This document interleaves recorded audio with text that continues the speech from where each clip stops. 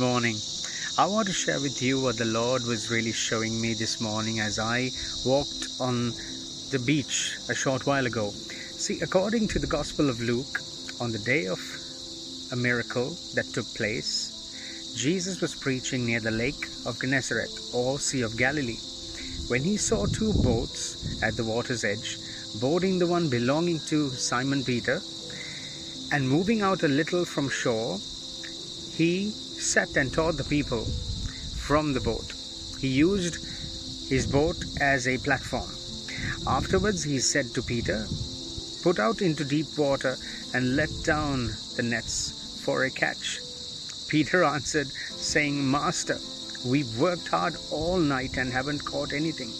They are reluctant, as they had been unsuccessful during the night before, but following his request, they catch a large load of fish and are amazed.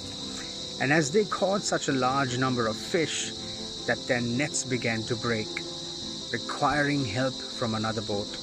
When Peter saw the large catch, which filled both boats almost to sinking point, he fell at Jesus' knees with his doubt and sinful ways. Jesus responded, saying, "Don't be afraid, Peter.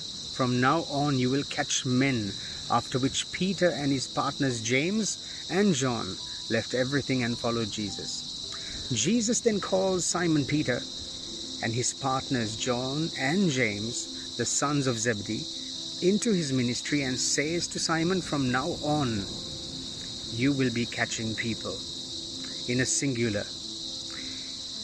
See, the story of the calling of the first disciples is also told in the book of Mark, chapter 1, and also in Matthew, chapter 4.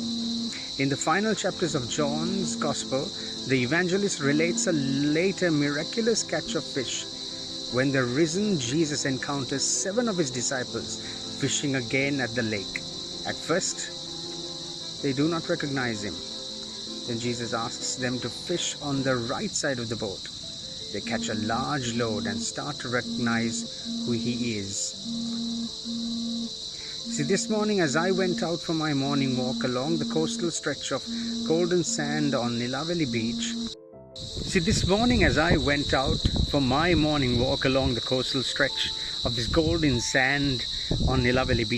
I came across these fishermen. Sadly, their morning catch, they said, was not good, and to them their dependency is by sight, and with which the vast experience they may have as fishermen, even their years of experience sadly did not help catch a single fish this morning, and tirelessly now they clean out and unwind their nets to prepare for yet another go later in the day.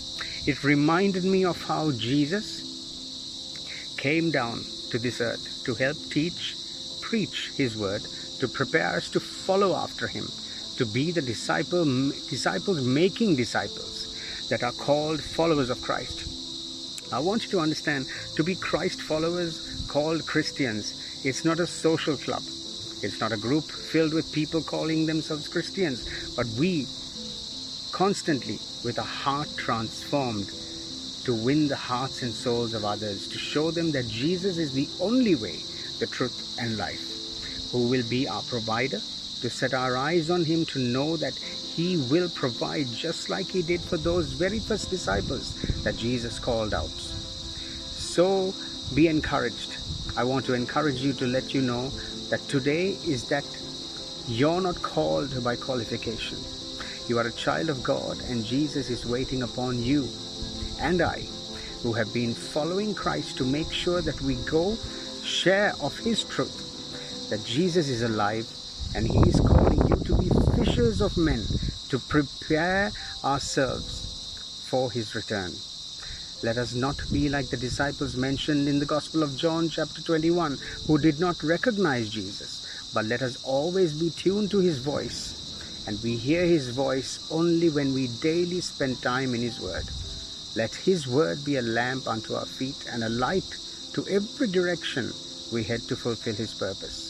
So as we look back at the miraculous draught and or catch of the fishes that took place, it was a singular catch, and I pray the Lord use as you stand steadfast to trust in the Lord to be used in your walk to fulfill His purpose, to work through you and unveil what He has in store for your life, just as He revealed to Simon Peter. God bless you, and may this day be a blessed day. Shalom. Take care.